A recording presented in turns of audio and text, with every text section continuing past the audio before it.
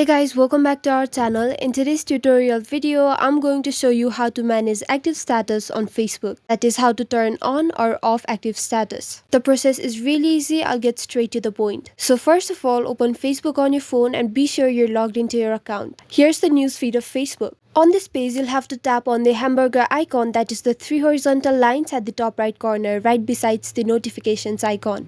Now scroll down and here tap on settings and privacy. After that, go to settings. Once you reach this page, scroll down. Under audience and visibility, you'll see the last option, which is active status. Go ahead and tap on it. On the screen, you can see that the active status has been turned on for now. Now to turn off the active status, you'll simply have to swipe the toggle button to the left. Then here tap on turn off. As you can see on the screen, the active status has been turned off. That means none of your friends and followers will be able to see when you're active on Facebook. Now to turn on the active status, you'll simply have to swipe the toggle button to the right. Now your friends and family will be able to see when you're active on Facebook. So this is it for the tutorial. I hope it was helpful. Don't forget to like the video and stay tuned for further tutorials. Thank you.